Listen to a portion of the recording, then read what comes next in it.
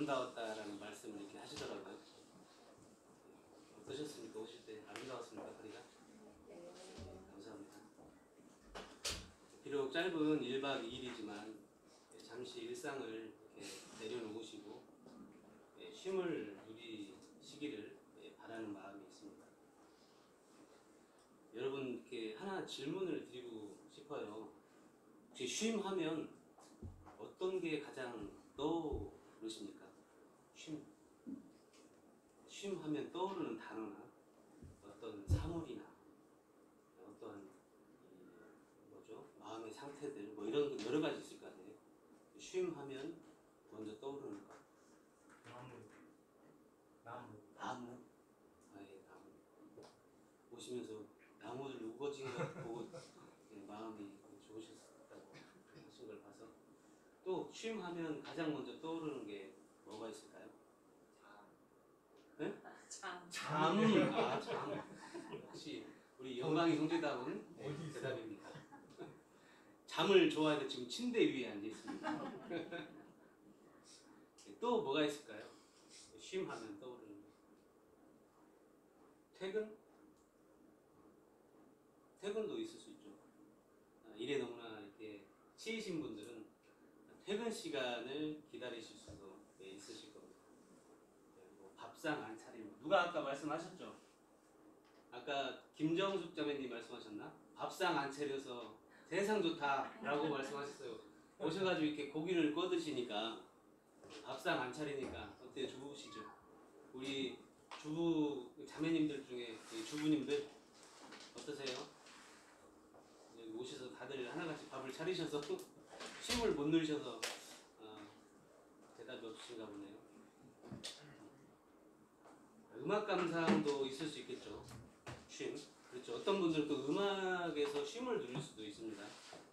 어떤 분들은 영화 뭐 이런 것들을 또 보는 분들도 계세요. 물론 건전한 영화겠죠. 근데 빗소리는 어떠세요? 빗소리. 빗소리 혹시 들어보시면 마음에 어떤 쉼이 있지 않습니까? 제가 이 말씀을 이렇게 준비를 하다가 어제 비가 그렇게 많이 왔어요. 베란다에 문을 열어놓고 눈을 감고 하나님께 기도를 드렸습니다. 근데 집사람이 들어오더라고요. 왜 문을 열어놨니 저한테? 빨래 문 열어놓으면 비 올 때 문을 빨래 냄새 배인데요. 빗소리에 저는 참 쉼을 느꼈습니다. 어렸을 때도. 저만 그런지 모르겠지만 온 세상이 깜깜하게 먹구름이 꼈을 때 벼락이 치지 않습니까? 주변은 온통 시끄러운데 집 안에 이불 덮고 있을 때 저는 참 평안했어요.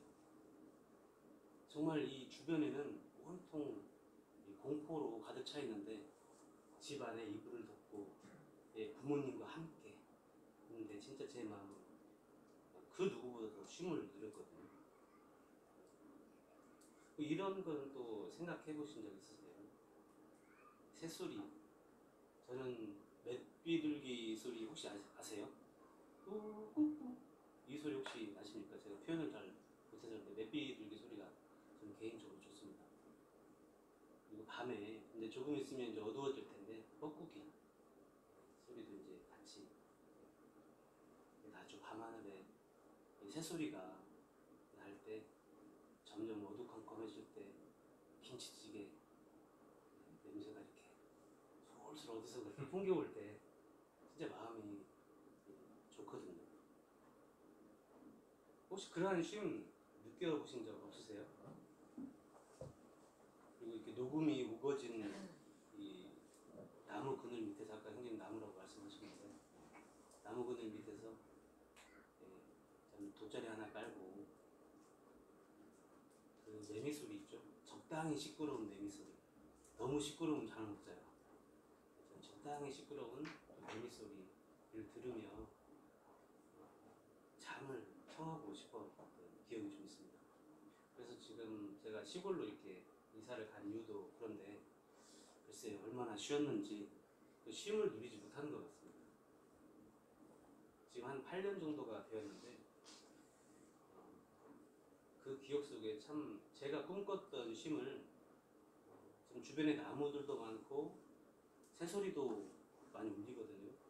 그리고 밤에 별들을 볼 때도 좀 어렸을 때는 참 내 마음이 쉼을 누릴 수 있을 것 같다라는 그런 마음이 들어서 시골 이사를 했는데도 불구하고 그닥 그렇게 제가 원했던 쉼은 많이 이렇게 겪어보지 못한 것 같습니다.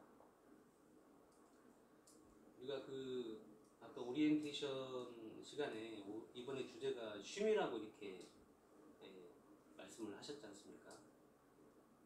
그리고 카카오톡에 공지를 드리는 것과 같이 우리 수양의 주제가 쉼입니다. 시편 23편에 있는 말씀입니다. 우리가 함께 같이 열어보도록 하겠습니다. 시편 23편의 2절 말씀입니다.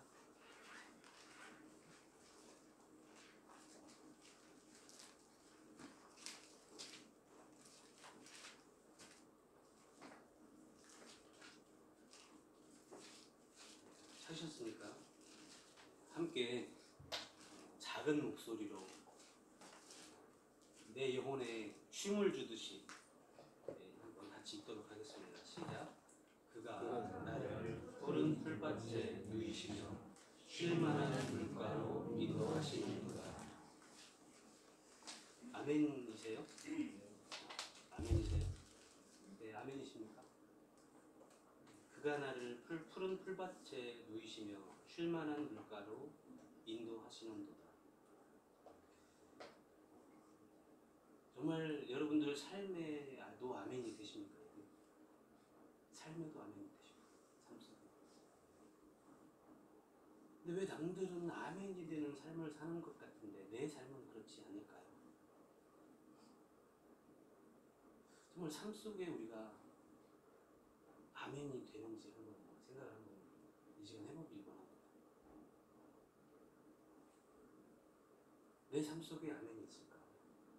지금 방금 읽었던 시편 23편 2절에 있는 말씀 다시 한번 읽어보겠습니다. 제가 그가 나를 푸른 풀밭에 누이시며 쉴만한 물가로 인도하셨도다 라고 되어 있습니까? 인도하시는 도다 진행형입니까?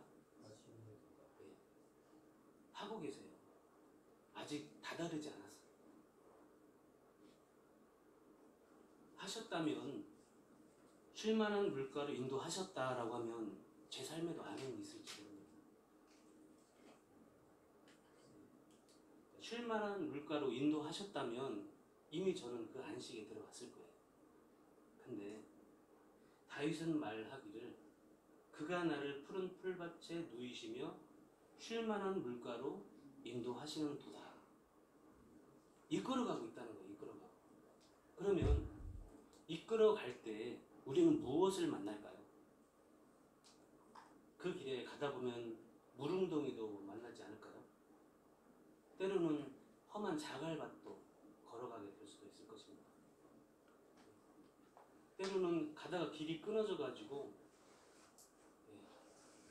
정말 길이 어디 있는지 헤매이다가 가까스로 억새풀이 많이 있는 그런 풀밭을 헤쳐나가면서 어떤 내 살에 상처가 날 수도 있을 것이고, 또는 그 길을 건너가다가 큰 산을 만나서 돌아가야 될 수도, 너무나 험해서 그 산을 넘어갈 수 없기 때문에 돌아가야 될 수도 있는 상황이 생길 수도 있다는 거죠.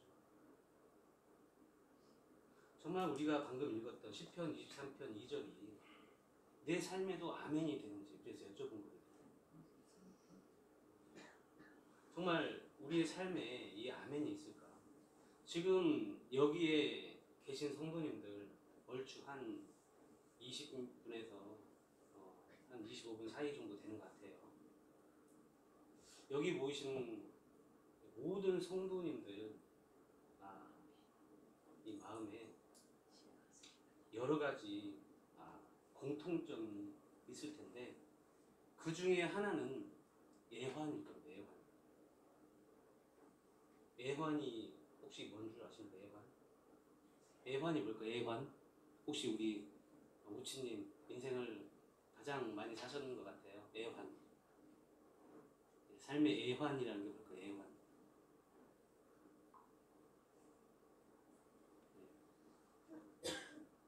슬플 애자잖아요. 그러니까 슬플 애에 기쁠 희자입니다. 아니 기쁠 환자예요. 애환. 그러니까 슬픈 일만 있는 게 아니라 기쁜 일과 슬픈 일이 같이 있는 거예요. 애환. 그건 누구나 다 공통점이 있어요. 우리가 같이 여러 가지 공통점을 가지고 있을 수도 있지만 가장 누구나 비껴가지 않는 공통점은 뭐냐면 각기 다 애환들이 있다는 거예요. 애환. 다 있죠. 모르긴 몰라도 지금 누구에게나 말 못할 애환이 있을 겁니다. 말하지 못할. 비록 부부라 할지라도 말하지 못하는 애환이 아마 그 속에 있을 거예요. 그 애환을 건드리면 금방이라도 눈물을 왈칵 쏟아낼 것 같은, 쏟아지겠죠. 네.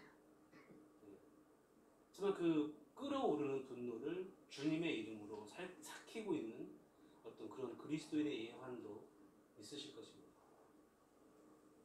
장차 올나라를 소망하는 가운데 우리가 참아내는 애환이 그리스도인이 경험하는 애환이 되겠죠. 이 애환은요, 성경에 등장하는 모든 사람들에게도 동일하게 있었습니다. 성경에 많은 사람들이 등장하죠. 그 이름을 우리가 다 기억하지 못해요. 갑자기 물어보면 당황하게 될 정도로 우리가 기억하지 못합니다. 많은 사람들의 이름을. 지금 성경에 나오는 사람 이름을 열고 해보세요 하면 아마 많게는 50명, 적게는 20명 정도, 얼른 그렇게 생각나는 사람 그 정도밖에 되지 않거든요. 근데 성경에는 엄청난 많은 사람들이 등장합니다. 근데 그들의 공통점이 다들 애환이다라는 거예요. 애환. 예수님도 마찬가지로 애환이 있으셨거든요. 예수님은 기쁜 삶만 사셨을까요? 자, 예수님을 생각하면서 다시 한번 시편을 제가 읽어보도록 하겠습니다. 그가 나를 푸른 풀밭에 누이시며 쉴만한 물가로 인도하시던도다. 예수님의 삶은 이 말씀이 아멘이 되었을까요? 예수님의 삶이 쉴만한 풀밭이었고 푸른 풀밭이었으며 쉴만한 물가였다는 거죠.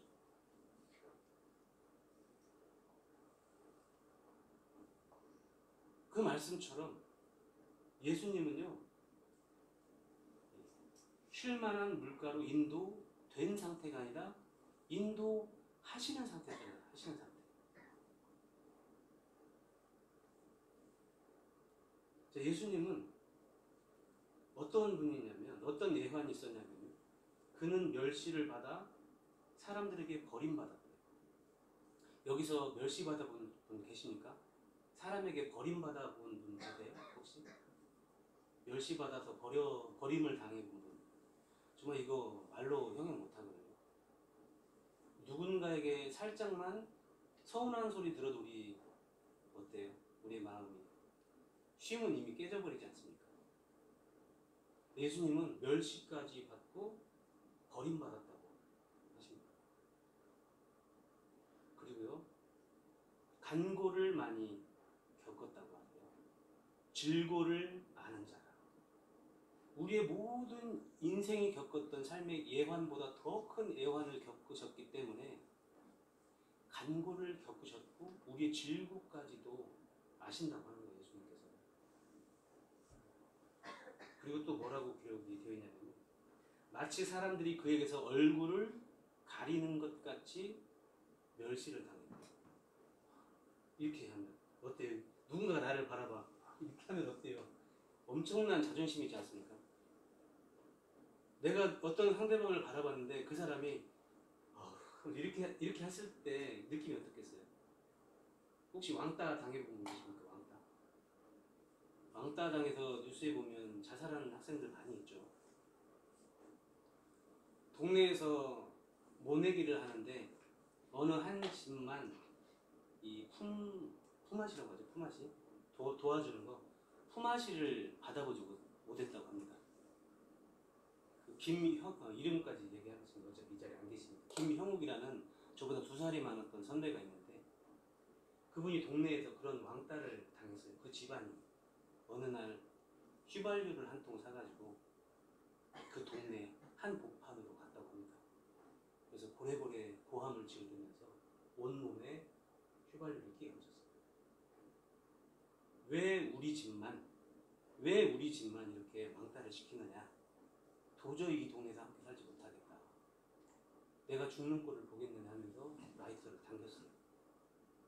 그리고 나서 화상을 입었는데 다행히 병원에서 치료를 받고 나았는데 전신에 이렇게 화상을 입었던 선배가 있어요. 사람이 그 일개 그 한 동네에서만 버림을 받는다고 하더라도 그 입은 상처가 정말 가슴에 사무치거든요. 견디지 못해요. 근데 예수님은 가는 곳마다 버림받아서 가는 곳마다. 근데 어떻게 이게 아멘이 되었겠냐 이거예요. 시편 23편 2절에 있는 말씀. 그분이 어떻게 푸른 풀밭에 나를 누이셨고 쉴만한 물가로 어떻게 인도하시는 거죠. 그래서 처음에 삶 속에 아멘이 되십니까? 라고 제가 여쭤봤던 거예요. 우리의 삶은 아멘이 되지 않는 삶을 살아갑니다. 다들 애환 없으세요? 하나님 믿으면 기쁘고 흥에 겨운 일만 있으십니까? 슬픈 일 겪지 않으세요?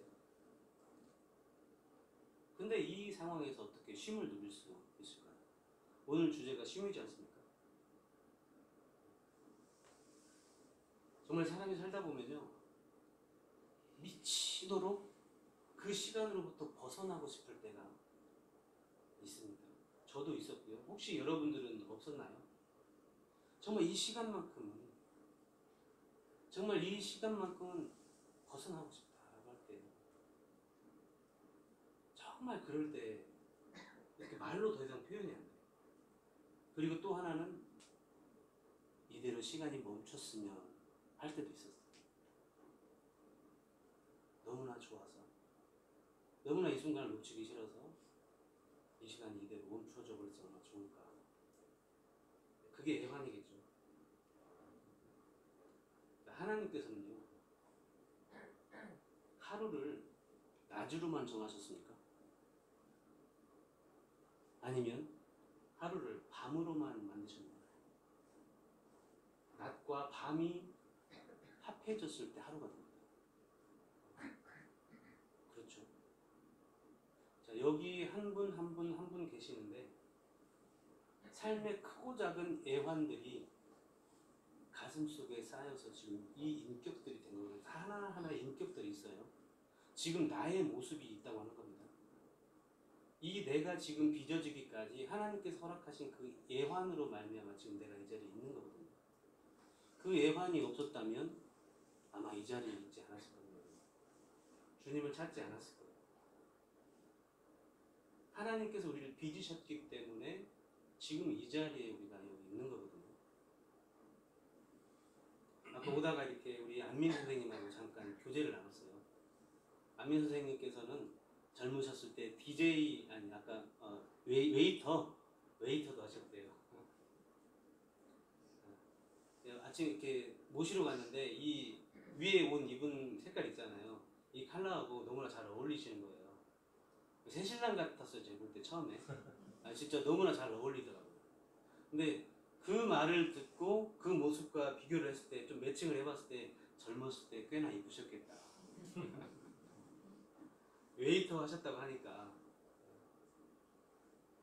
또 많은 일들을 하셨더라고요.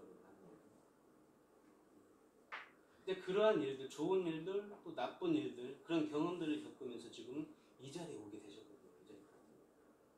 아마 기쁜 일만 있었다면 이 자리에 올 사람 아무도 없었을 거예요. 적어도 하나님을 찾지 않았을 것입니다. 기쁜 일만 있었다면. 근데 우리에게 어둠이 찾아왔을 때 어떤 일이 일어나죠? 어둠이 찾아올 때. 창세기를 한번 돌아보고 창세기를 한번. 그냥 이렇게 성경을 펴셔도 좋고 1장을 펴셔도 좋습니다. 아니면 머릿속으로 그리셔도 좋아요.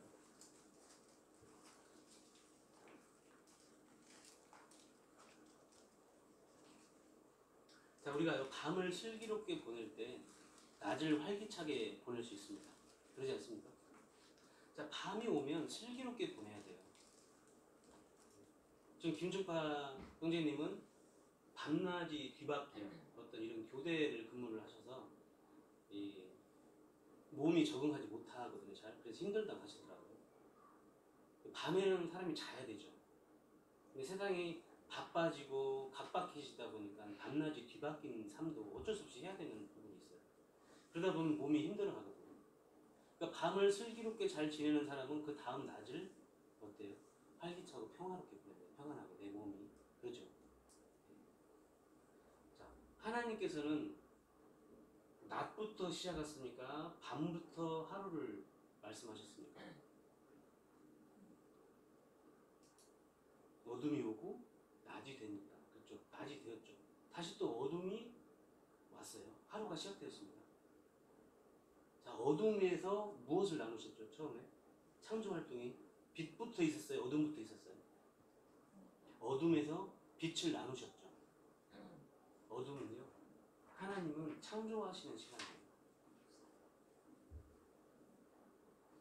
하나님께서는 어둠에서 시작하셔서 낮의 일을 끝마치셨어요. 잘 한번 생각해 보세요. 창세기 쭉 읽어보시면 네. 하나님은 이렇게 되고 이렇게 되니 넷째 날이더라 이렇게 말씀하시죠. 네. 어둠에서 일을 시작하시고 낮에 끝마치셨어요. 그러니까 밤을 슬기롭게 잘 보낼 때 우리는 활기찬 낮을 보낼 수 있습니다. 그래서 우리가 삶의 예환을 만날 때 그 예환 중에서도 이 어둠을 만날 때 그 어둠을 우리가 어떻게 극복하느냐에 따라서 내 마음에 쉼이 오기도 하고 좌절이 오기도 하거든요. 그래서 오늘 주제가 쉼인 것처럼 내 마음에 어떤 쉼을 누리는 게 참 쉼인가 이런 것을 저는 이렇게 좀 나누고 싶었어요.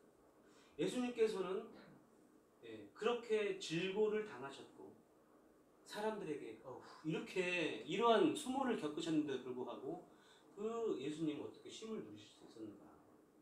그 삶은 절대 그게 아멘의 삶은 아니었어요. 하지만 그 마음에서 누린 거거든요. 삶은 쉴만한 물가가 아니라 더러운 시궁창이었고 남들에게 발밑에 짓밟히는 그런 처절한 삶을 사셨거든요. 하지만 그분의 마음은 정말 누구보다도 잔잔한 물가, 정말 쉴만한 물가, 그 물가에 계셨다고 합니다.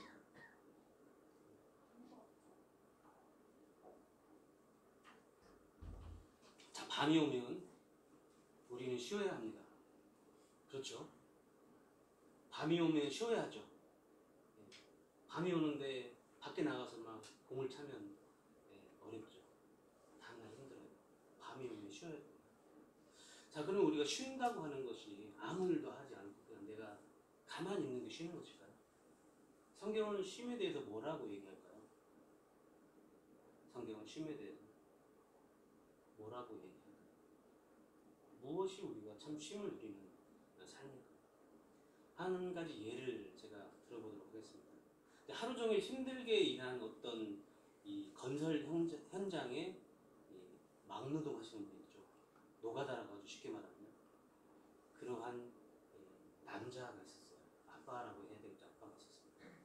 그럼 이분이 퇴근하는 시간, 이분에게 있어서 참된 쉼은 집에 가자마자 침대에 쓰러져서 자는 게 쉼일까요? 아니면 그렇게 힘들게 일하고 나서도 뭔가 가족을 위해서 그 힘들게 일한 번 돈으로 무언가를 하나 사들고 현관문을 열고 들어갔을 때 아빠 왔다 하고 아빠만을 기다리는 가족들과 그 맛있는 음식을 풀어놓고 오순도순 옹기종기 앉아서 서로가 행복한 얼굴로 나누는 게 쉼일까요? 전자가 쉼이겠어요? 후자가 쉼이겠어요? 후자가 쉼이지 않습니까? 전자가 쉼인가요?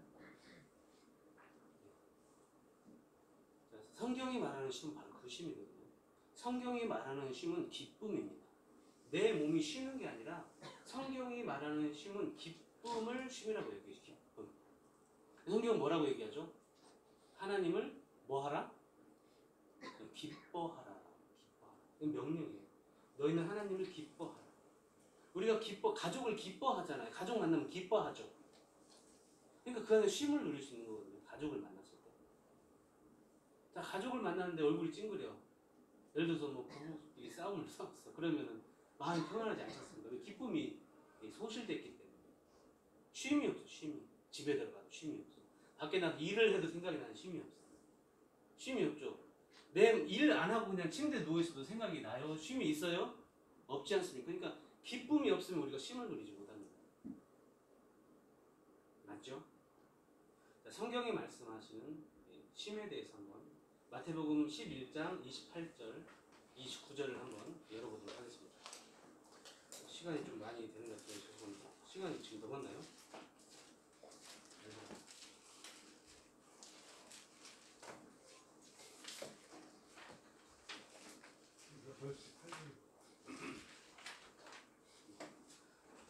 마태복음 11장 28절, 29절 한번 읽어 주시겠습니까? 30절까지 시작. 네, 같이 한번 읽어주세요. 시작. 수고하고 무거운 짐진 자들아 다 내게로 오라. 내가 너희를 쉬게 하리라. 나는 마음이 온유하고 겸손하니 나의 멍에를 메고 내게 배우라. 그리하면 너희 마음이 쉼을 얻으리니 이는 내 멍에는 쉽고 내 짐은 가벼우니라 하시니라. 예. 자, 이 말씀을 잘 한번 주목해서 보시겠습니까? 자, 다 어떻게 오라? 내게로 오라 하고 계시죠. 너희를 힘들게 하리라 라고 기록되어 있습니까? 쉬게 하리라 라고 기록되어 있습니까? 쉬게 하리라. 예, 근데 29절을 한번 봐보시겠어요? 자, 쉬게 한다고 하는데 뭘 매래요? 예, 말이 안 되죠. 자, 쉬게 한다고 오래요. 다 내게로 오래요. 내가 너희를 쉬게 하겠대요. 예수님은. 근데 멍에를 지금 29절 매라고 지금 얘기하고 있습니다. 그리고 또 뭐라고 그래요? 우리가 제일 하기 싫어하는 거. 멍에를 메고 뭐래요? 네, 우리 선생님이 계세요. 배우는 거 학생들 좋아해요, 싫어해요? 배우는 것만큼 싫어하는 거 없잖아요. 배우는 거 힘들죠. 그 딱딱한 책상, 요즘에 뭐 소파가 놓아졌는지 어쩐지 잘 모르겠는데 그 딱딱한 책상, 예전에 책걸상 90도 직각에 이렇게 앉아있어요. 여기서 잠은 오지 얼마나 힘듭니까? 근데 예수님이 쉬게 하겠다고 오래요, 자기에게. 근데 29절 가니까 멍에를 매라 하고 배우래요. 딱딱한 책상에 앉아서 지금 배우라고 얘기하는 거죠. 이게 무슨 말이죠? 근데 배우면 쉼을 얻는데요. 또 29절 계속 읽어보세요. 자, 나의 멍에를 메고 내게 배우라. 그리하면이에요. 멍에를 메야 되고 배워야 돼요. 그냥 이렇게 널브러져 쉴 때 내가 쉼이 있는 게 아니라 여기서 보면 멍에를 메고 내게 배우라. 그리하면 너희 마음이 쉼을 얻는데 쉼을. 참 이상하죠. 나는 쉬어야 쉼을 얻을 것 같은데 멍에를 메는 것이 첫째요. 둘째는 배워야 한대요. 그렇게 하지 않으면 쉼이 없다고 하는 거예요. 참 이게 얼마나 회개망측한 소리입니까? 이해할 수 없지 않습니까? 사람의 이성으로 이해할 수 있겠어요, 이게? 절대 저는 이해가 안 가요. 근데 성경은 하나님은 성령이 우리를 이해시켜 주십니다. 이것을. 그리고 30절에는요. 이는 내 멍에는 어때요? 쉽대요. 그리고 내 짐은 가볍대요. 가벼운 짐이라도 안 메고 싶은데 그러지 않습니까? 자, 예수님의 대표적인 멍에는 뭐였죠? 예수님 뭘 짊어지셨죠? 네. 누구의 죄 때문에? 네. 자, 내 죄. 내 죄. 네, 내 죄. 네, 내 죄 때문에. 제재 말고. 네, 이렇게 한 분 한 분. 자, 예수님이 십자가에서 누구 죄 때문에 돌아가셨죠? 네, 내 죄 때문에 내 죄. 자기 죄 때문에 돌아가셨으면 당연하잖아요. 근데 남의 죄 때문에 여기 각자의 내 죄 때문에 그 멍에를 메셨거든요. 십자가에서 가시 면류관 써보셨어요? 오늘 토끼풀을 베는데 가시에 찔렸는데 따끔하다는 거 엄청 아프더라고요. 손가락 끝에 살짝 찔렸는데. 근데 그 머리에 가시 면류관을 썼을 때는 얼마나 고통스러우셨을까요? 옆구리에 창을 찔렸을 때, 또 이 끝에 짐승 뼈조각이나 날카로운 납조각이 달려있는 채찍으로 이 등이나 온몸을 휘감도록 이렇게 맞으셨을 때 얼마나 그 고통이 심했을까요? 근데 예수님은 기쁨이었고 쉼이었다고 얘기하는 것입니다. 참 어떻게 그 짐이 가벼울 수가 있었을까요?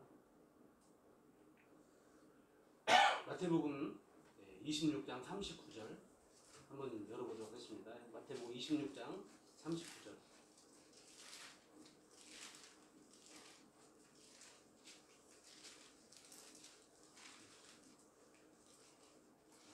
한번 같이 읽도록 하겠습니다. 시작. 조금 나아가사 얼굴을 땅에 대시고 엎드려 기도하여 이르시되 내 아버지여 만일 할 만하시거든 이 잔을 내게서 지나가게 하옵소서. 그러나 나의 원대로 마옵시고 아버지의 원대로 하옵소서. 여기에 답이 있습니다. 여기에 멍에를 메고 그 딱딱한 책걸상에 앉아서 배웠을 때도 쉼을 누릴 수 있는 그 해답이 여기에 있다고 하는 거예요. 자, 이게 나의 일을 쉬는 겁니다. 나의 일을 쉴 때 내가 그냥 두 손 놓아버리고 하나님이 알아서 될 대로 되겠지 뭐 이런 게 아니라 하나님 때 되면 되겠지 이런 게 아니라 나의 일을 끝내는 것. 자, 여기서 예수님이 뭐라고 기도하셨죠? 나의 멋대로 마옵시고 나의 원대로 마옵시고. 여기서 내가 끝나는 겁니다. 여기서 나의 일이 끝나는 거예요. 나의 원함을 따라 살 때는 내게 고통이 옵니다. 쉼이 없어요. 나의 원대로 마옵시고 아버지의 뜻대로 하옵소서 할 때 내 마음에 쉼이 온다고. 혹시 여러분 자포자기 해보신 적 있으십니까? 자포자기. 혹시 자포자기 해보신 분 있어요? 자포자기 해봤던 적 있으세요? 될 대로 되라지 하고 이렇게 그런 마음에 쉼이 오지요. 좋지 않은 쉼이지만 일단 쉼 와요 안 와요? 자, 될 대로 되라. 나 모르겠다. 뭘 하려다가 뭐 쉽게 말하면 빚을 많이 졌어. 근데 빚을 갚아보려고 하다가 도저히 갚을 수 없는 상황에 파산 신청을 해버리네.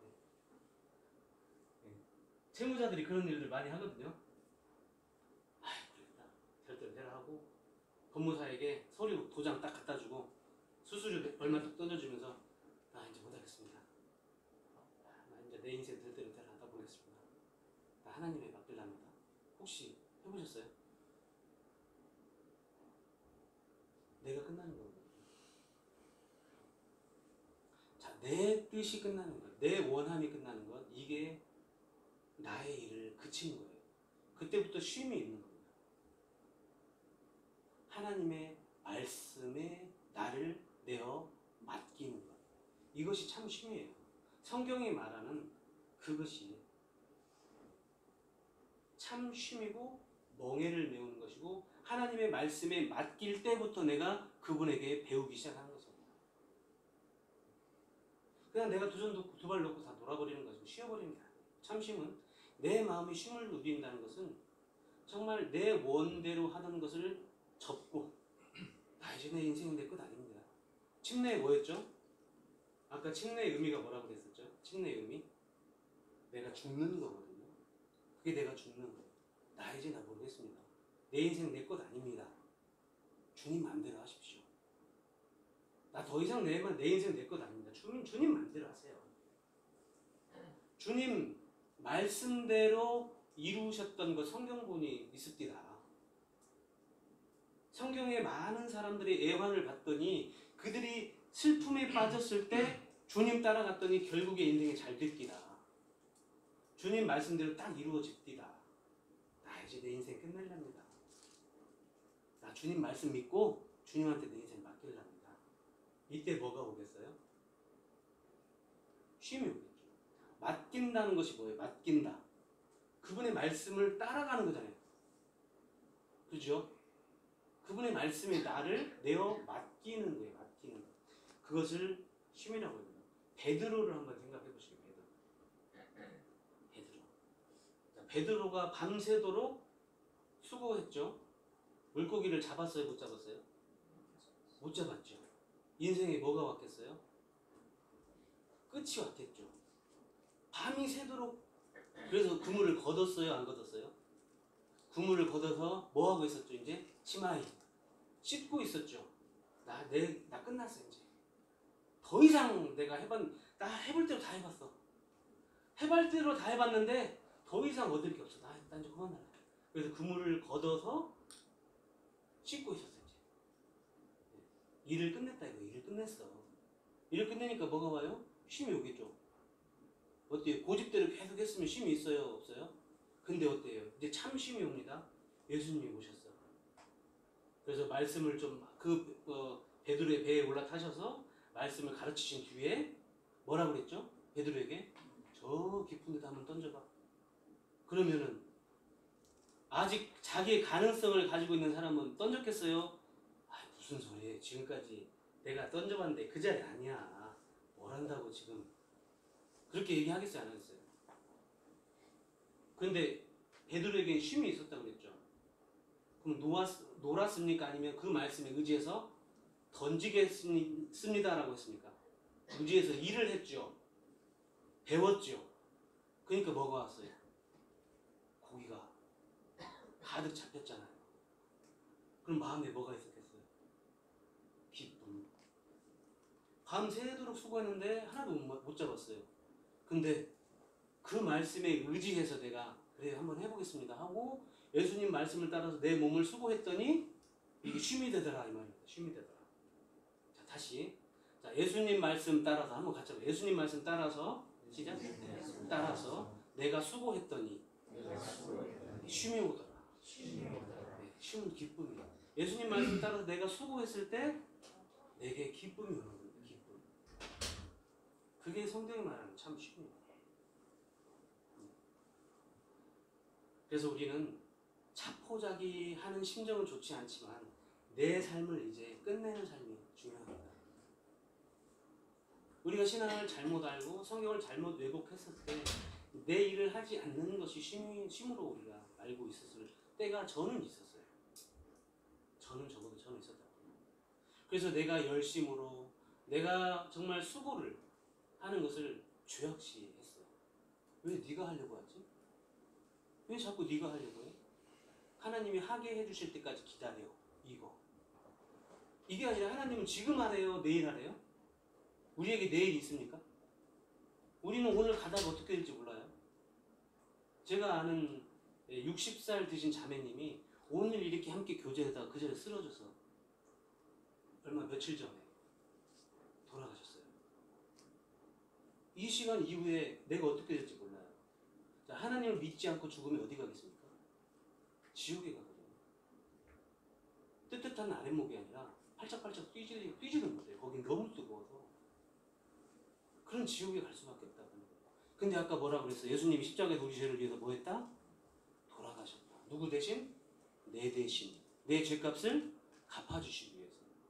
대신 돌아가셨다. 대신. 그분이 예수 그리스도시고 우리의 구세주시고 나의 주님입니다. 그러니 어찌 우리가 그분을 따라 가지 않을 수가 있겠냐고 하는 거예요. 정말 우리는 우리 가슴팍에 정말 이 많은 돌멩이들 하나 가지고 살고 있지 않습니까? 우리 그리스도인이라고 하지만 아까 말씀드렸다시피 이 많은 돌멩이들이 하나가 얹혀 있어요. 우리가 지나온 삶의 기억들, 내가 소화하지 못하고 한쪽 구석에다 밀어뒀던 내환들 많이 있죠. 우리 모친님도 그런 내환 많이 있으시죠. 하지만 그 누구에게도 말하지 않거든요. 주님만이 아시는 왜 그런 게 있다고 하는 거예요. 우리 모두는 그런 게 있습니다. 근데 그러할지라도 우리가 쉼을 누릴 수 있는 것은 주님 안에서 내가 수고할 때 그분의 뜻대로 따라 걸어갈 때 우리에게 기쁨이 있다고 합니다. 그래서 아까 그 노동자 아버지가 그 쉼을 누렸던 그 기쁨이 무엇인가 우리가 알아갈 때 참 기쁨을 누릴 수 있을 거고요. 그리고 하나님께서 우리를 먼저 사랑해 주셨듯이 이제는 우리가 하나님께서 우리에게 베푸신 그 사랑의 깊이와 너비와 높이를 알아갈수록 하나님을 사랑하게 될 것입니다. 또 하나님을 사랑하게 될 때 우리의 멍에가 가벼워지게 될 거예요. 요한일서 5장 3절